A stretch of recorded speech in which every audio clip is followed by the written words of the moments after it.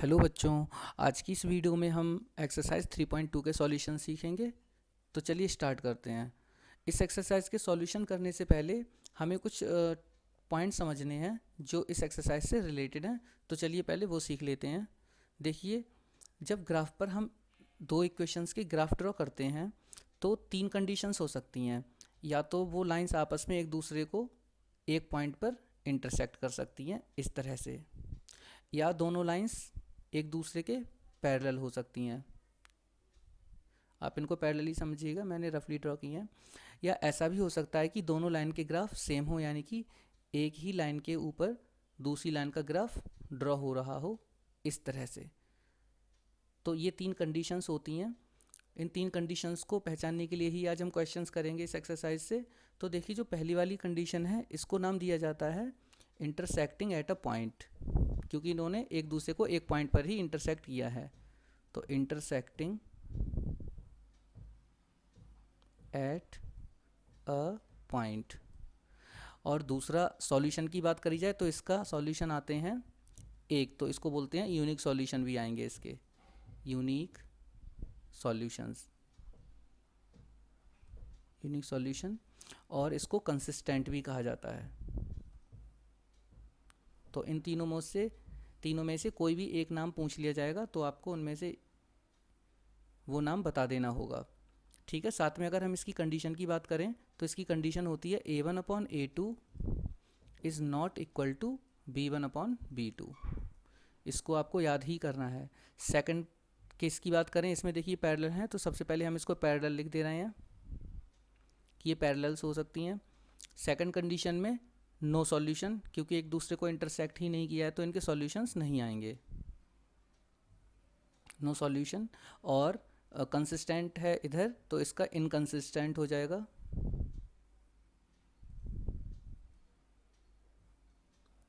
और इसकी कंडीशन होती है A1/A2 is equal to B1/B2 but not equal to C1/C2। अब हम थर्ड केस की बात करते हैं, तो इसको हम कोइंसिडेंट भी बोलते हैं। कोइंसिडेंट सॉल्यूशन की बात करें तो इसके इनफाइनाइट मैनी सॉल्यूशंस आएंगे, क्योंकि ये लाइंस एक दूसरे को हर पॉइंट पे टच या इंटरसेक्ट कर रही हैं। Infinite many solutions.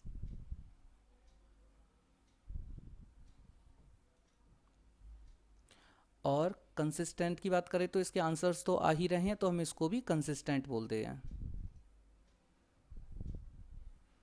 अगर कंडीशन की बात करें, जैसे हमने लास्ट कंडीशंस लिखी हैं रेशियो में, तो इसमें तीनों रेशियो आपस में इक्वल होते हैं। A1/A2 is equal to B1/B2 और C1/C2 भी इक्वल होता है। तो ये बहुत ही इम्पोर्टेंट पार्ट है, आपको याद ही करना है। तो आप इसको लिख कर याद कर सकते हैं। अब चलिए हम एक्सरसाइज की ओर चलते हैं। तो क्वेश्चन नंबर 1 लिखा है कि form the pair of linear equations following problems in the following problems and find their solutions graphically.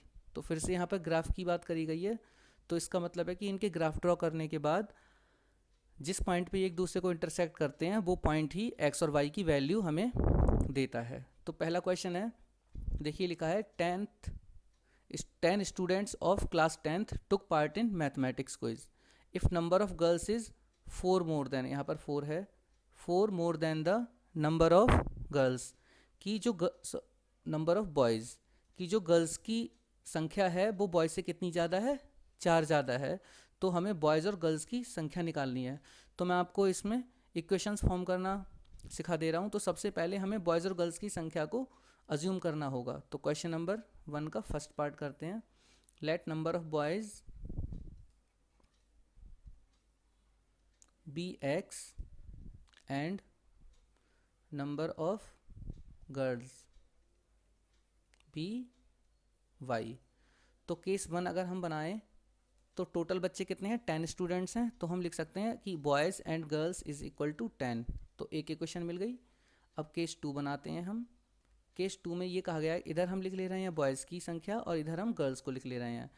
और क्वेश्चन के अकॉर्डिंग देखिए कि लिखा है if the number of girls is 4 more, girls 4 ज़्यादा हैं बॉयज़ से, तो हम ऐसा करते हैं बॉयज़ में 4 जोड़ देंगे। अब दोनों इक्वल होगा इस तरह से, तो x और y को हम इधर ट्रांसफ़र कर ले रहे हैं माइनस वाई, और 4 को हम उधर ट्रांसफ़र कर दे रहे हैं तो -4। इक्वेशन नंबर 2 मिल गई। तो इस तरह से हमको दोनों इक्वेशंस मिल गई इसकी। बाकी जैसे कि एक मिली हमें x plus Y is equal to 10 और दूसरी x minus Y is equal to -4, equation 1 और इक्वेशन 2। इसके जनरली ग्राफ ड्रॉ करने हैं और जहाँ पर भी इंटरसेक्ट करेंगे वही हमारा आंसर होगा। सेकंड पार्ट करते हैं इसका हम। देखिए सेकंड पार्ट में क्या लिखा है, 5 pencils and 7 pens together cost 50 rupees, और 7 पेंसिल्स और 5 पेन्स टुगेदर कॉस्ट 46 रुपीज़। तो ये तो बहुत ही ईजी है, मैं आपको एक आइडिया दे रहा हूँ।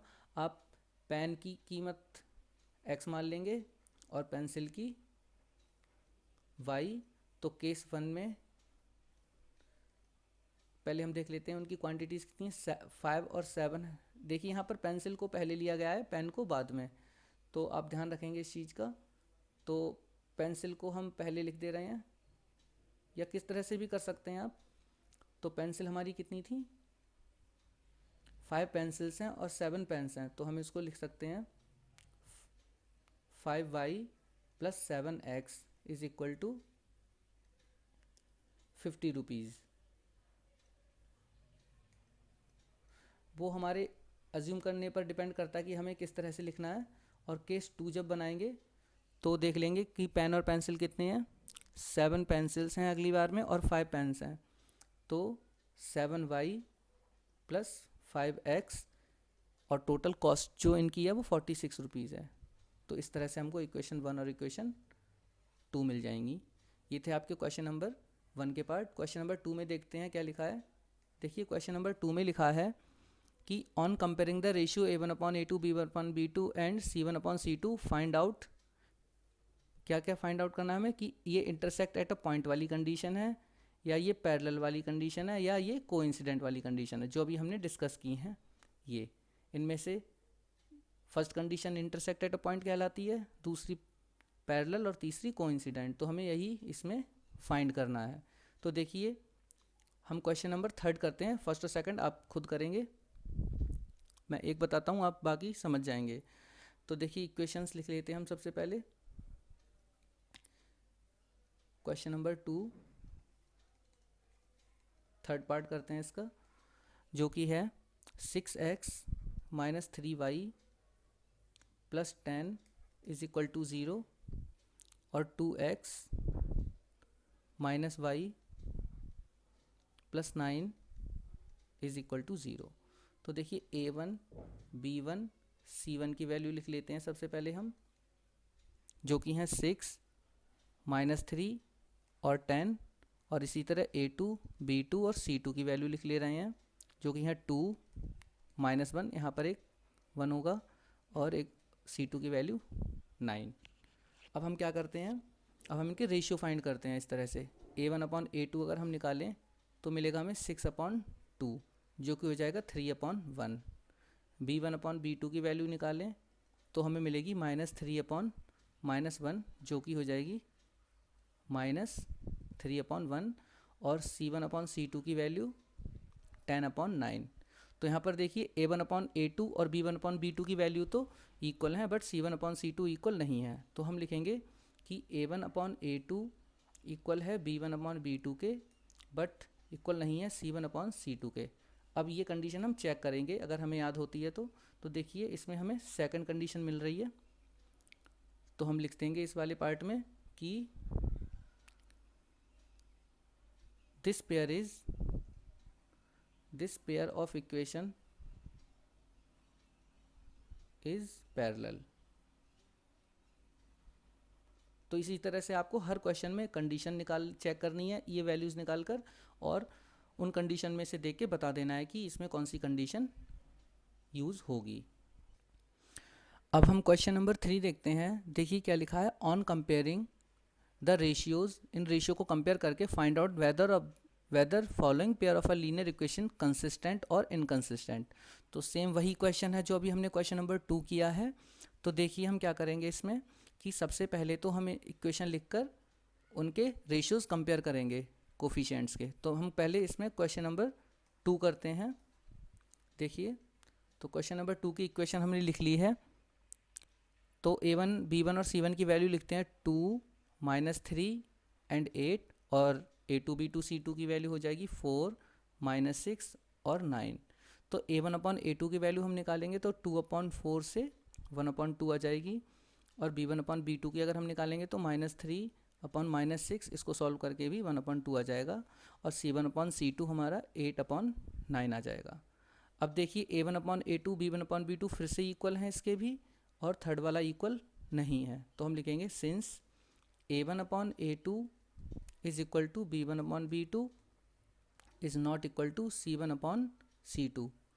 तो ये कंडीशन चेक करते हैं क्या कंडीशन होती है। ये देखिए पैरेलल कंडीशन होती है और इनकंसिस्टेंट होती है। तो हम क्या लिख सकते हैं इसकी जगह कि इक्वेशंस आर इनकंसिस्टेंट, क्योंकि पैरेलल में यही लिखा जाएगा, इक्वेशंस आर इनकंसिस्टेंट। ठीक है, तो सेम ही क्वेश्चंस हैं इसमें। क्वेश्चन नंबर 2, 3 और 4 के सारे इसी तरह से करने हैं हमको। अब हम इसी क्वेश्चन नंबर 3 का फोर्थ पार्ट करते हैं। नहीं सॉरी, फोर्थ पार्ट तो हमने सेकंड कर लिया, अब हम इसका फिफ्थ पार्ट करते हैं। तो देखिए हमने क्वेश्चन नंबर 3 का फिफ्थ पार्ट नोट कर लिया है। तो सबसे पहले फिर से हम A1 B1 और C1 और A2 B2 C2 की वैल्यूज़ लिख ले रहे हैं। 4/3, 2 एंड 8, और इधर 2, 3 और 12 आ जाएंगी। तो चलिए सबसे पहले हम A1/A2 फाइंड करते हैं। तो देखिए किस तरह से फाइंड करेंगे, 4/3 और अपॉन में 2 आ जाएगा, और ये 3 नीचे ट्रांसफ़र हो जाएगा, तो ये बन जाएगा 4/6, और ओवरऑल वैल्यू आ जाएगी 2/3। ठीक इसी तरह से B1/B2 फाइंड करते हैं हम, हमें मिलेगा 2/3, और C1/C2 अगर हम फाइंड करें तो हमें मिलेगा 8/12, और इसको भी सॉल्व करके हमें 2/3 ही मिलेगा। तो यहाँ पर देखिए तीनों वैल्यूज़ सेम आई हैं, तो हम लिख दे रहे हैं A1/A2 is equal to B1/B2 is equal to C1/C2। और तीनों इक्वल होने के लिए कंडीशन क्या होती है, देखिए तीनों अगर इक्वल होते हैं तो वो कोइंसिडेंट भी होती है, इनफाइनाइट मैनी सॉल्यूशंस भी कहलाती है, और कंसिस्टेंट भी कहलाती है। तो हम इसके लिए लिख सकते हैं these equations are consistent, equations are consistent. तो ये थे सॉल्यूशंस हमारे क्वेश्चन नंबर 3 के, और जो मैंने पार्ट छोड़ दिए हैं वो आप लोग प्रैक्टिस कर सकते हैं, और आपको समझ में आ चुके हैं, आप कर लेंगे उनको। क्वेश्चन नंबर 4 देखिए, क्वेश्चन नंबर 4 में भी हमें कंसिस्टेंट और इनकंसिस्टेंट बताना है, सेम ऊपर वाले क्वेश्चन की तरह, और इनको ग्राफिकली सॉल्व करना है, यानी कि अगर वो कंसिस्टेंट हों, यूनिक सॉल्यूशन के ही ग्राफ ड्रॉ हों, तभी सॉल्यूशंस फाइंड कर सकते हैं, और पैरेलल कंडीशन में आंसर्स नहीं आते हैं, और इनफाइनाइट मैनी सॉल्यूशंस की कंडीशंस में हम आंसर नहीं फाइंड कर सकते हैं, बट हम ग्राफ किसी भी कंडीशन के ड्रॉ कर सकते हैं। तो ये वाले जो क्वेश्चन नंबर 4 के पार्ट्स हैं सेम एज क्वेश्चन नंबर 3 की तरह है, बस इसमें एक एक्स्ट्रा पार्ट दे दिया गया है ग्राफ ड्रॉ करने के लिए। तो आप ग्राफ ड्रॉ कर सकते हैं, आपने लास्ट क्लास में सीख रखा है। तो हम इस क्वेश्चन को स्किप कर दे रहे हैं, आप इसकी प्रैक्टिस जरूर कर लीजिएगा। क्वेश्चन नंबर 5 देखिए, लिखा है half the perimeter of rectangular garden, कि एक रेक्टेंगुलर गार्डन है, उसका जो पेरीमीटर का अगर हम हाफ करें, जिसकी लेंथ 4 मीटर ज़्यादा है विड्थ से, यानी कि विड्थ की लंबाई अगर x है तो लेंथ की लंबाई हम 4x+4 अज्यूम कर लेंगे। तो देखिए question number 5, let length is equal to, हम विड्थ को पहले मान ले रहे हैं, let width is equal to x and length is equal to y। ठीक है, हमने दोनों को अलग अलग अज्यूम कर लिया है, x और y। आप चाहें तो इनको x और y से भी अज्यूम कर सकते हैं, लेंथ को x और विड्थ को y, ताकि आपको क्वेश्चन करने में आसानी रहे। अब हम आगे देखते हैं क्या लिखा है कि half the perimeter of rectangular garden is 36 metre, यानी कि उसका पेरीमीटर का अगर हम हाफ करें तो हमें कितना मिलेगा, 36 मिलेगा। तो चलिए हम केस नंबर 1 बनाते हैं। तो केस 1 में हम पहले पैरामीटर लिखते हैं 2 ब्रैकेट में x प्लस वाई, ठीक है। और अगर हम इसका हाफ कर दें इस तरह से तो हमें कितना मिल जाएगा, 36। तो 2 से ये 2 कैंसिल हो जाएगा, तो हमें x प्लस वाई की वैल्यू कितनी मिल जाएगी, 36। Equation number 1। अब हम केस 2 बनाते हैं इसका। केस 2 में इधर हमने लेंथ लिखी और इधर ब्रेथ लिख ली। क्वेश्चन के अकॉर्डिंगली लेंथ जो है वो 4 मीटर ज़्यादा है, तो हम ऐसा करते हैं ब्रेथ में 4 ऐड कर देते हैं और इक्वेशन हमारी इक्वल हो जाएगी। तो यहाँ से हमें दूसरी इक्वेशन मिल जाएगी x minus Y is equal to 4, equation number 2। उसके बाद देखते हैं क्या करना है इसमें, find the dimensions of the garden. तो आपको या तो इसको किसी मेथड से सॉल्व कर लेना है जो हम अगली वीडियो में सीखेंगे, नहीं तो आप ग्राफ ड्रॉ करके भी इसका सॉल्यूशन फाइंड कर सकते हैं। तो जनरली आपको इन दोनों इक्वेशंस का x plus Y is equal to 36 equation number 1 और x minus Y is equal to 4 equation number 2 इनका ग्राफ ड्रॉ करना है, ठीक है। क्वेश्चन नंबर 6 की ओर चलते हैं। इसमें लिखा है कि give the linear equation 2x plus 3y minus 8, write another linear equations in 2 variables such as, एक तो इंटरसेक्टिंग लाइन के लिए कंडीशन बनानी है, एक पैरेलल लाइंस के लिए और एक कोइंसिडेंट लाइन के लिए, ठीक है। तो देखिए कैसे करेंगे इसको, बहुत ही इजी है ये। क्वेश्चन नंबर 6, क्वेश्चन नंबर 6 की इक्वेशन जो है वो लिख लेते हैं हम सबसे पहले, जो कि है 2x plus 3y minus 8 is equal to 0। तो ए पार्ट में हम इसकी इंटरसेक्टिंग की कंडीशन बनाते हैं। तो इंटरसेक्टिंग में हम जानते हैं क्या होता है, a1 अपॉन a2 इक्वल नहीं होता है b1 अपॉन b2 के। तो हम कुछ ऐसा लिख दे रहे हैं 5x minus 7y plus 11 is equal to 0। अब देखिए यहाँ पर a1 अपॉन a2 निकालेंगे तो 2 अपॉन 5 आएगा, 2 अपॉन 5, और b1 अपॉन b2 आएगा 3 अपॉन माइनस 7, जो कि इक्वल में नहीं आएगा। तो इसलिए ये कंडीशन इसको फॉलो करेगी। आप कुछ भी लिख सकते हैं ऐसा, बस ये ध्यान रहे कि a1 अपॉन a2 की वैल्यू b1 अपॉन b2 के इक्वल ना आए। बस बी पार्ट करते हैं जिसमें हमें पैरेलल कंडीशन बनानी है। तो पैरेलल में आप जानते हैं कि स्टार्टिंग के 2 इक्वल रखने होते हैं रेशियो और लास्ट वाला नहीं। तो हम लिख सकते हैं 2 3 जा, इसके अकॉर्डिंगली लिखनी है हमें फर्स्ट जो गिवन है क्वेश्चन। तो 2 3 जा 6x कर लेंगे प्लस 3 3 जा 9y, और इसके लिए कुछ और लिख दीजिए जैसे 32 या कोई भी ऐसे जो इक्वल ना रहे। तो देखिए अगर a1 अपॉन a2 की बात करें तो 2 अपॉन 6 आएगा जो कि 1 अपॉन 3 हो जाएगा, और v1 अपॉन b2 आएगा वो 3 अपॉन 9 यानी कि 1 अपॉन 3 हो जाएगा, इक्वल हैं। और c1 अपॉन c2 इक्वल नहीं आएगा। तो आप कुछ भी इक्वेशन बना सकते हैं। और क्वेश्चन सी पार्ट में देखिए हमें कोइंसिडेंट की कंडीशन बनानी है।